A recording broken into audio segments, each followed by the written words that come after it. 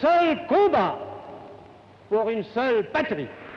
12 heures décisives qui ont scellé le destin de la France. Arrivé à Bordeaux le 16 juin 1940 vers 22 heures, le général de Gaulle rencontra ici Paul Reynaud, président du Conseil. Bonjour, bienvenue à l'hôtel de Quartier Général. Il était venu lui soumettre un plan de fusion entre la France et la Grande-Bretagne élaboré avec Churchill pour continuer le combat. Mais entre-temps, Paul Reynaud venait de démissionner, cédant la place au maréchal Pétain. C'est là que Paul Reynaud confirma au général de Gaulle, effectivement, il avait démissionné et qu'il ne serait plus président du Conseil à compter de minuit. De Gaulle lui dit écoutez, c'est pas possible, on ne peut pas arrêter le combat, on a toujours été partant. Et Paul Reynaud, pour diverses raisons, était las.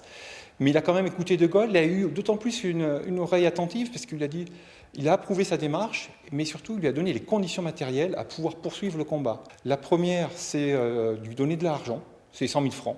Puisque jusqu'à minuit, il avait la possibilité de pouvoir prélever sur les fonds secrets. C'est ce qu'il fit. Moins de 2 jours plus tard, il allait lancer depuis Londres son appel du 18 juin à la BBC. J'invite tous les Français qui veulent rester libres à m'écouter et à me suivre. Vive la France, libre! Il fait écho à un discours radiophonique qui a été enregistré à Bordeaux, dans le lycée Montesquieu actuel, et qui demande la cessation des hostilités et qu'il annonce Urbi et Orbi à tous les Français, par la voie des ondes. Et De Gaulle répond en fin politique, le lendemain, par la voie des ondes aussi, à cet appel à la cessation des hostilités, en disant que non, le combat continue.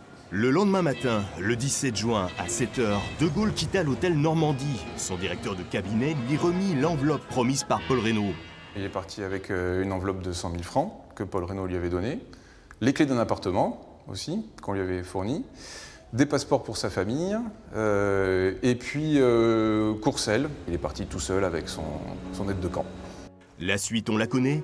4 ans de lutte acharnée en Angleterre, Afrique du Nord, Italie, Normandie, Provence, avec l'aide des différents résistants. Bordeaux fut libéré le 28 août 1944.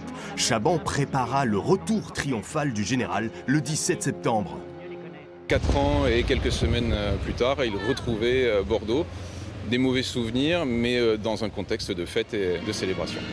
Et lors des prochaines journées du patrimoine, le public pourra visiter l'hôtel du Quartier Général, où De Gaulle a choisi de poursuivre le combat.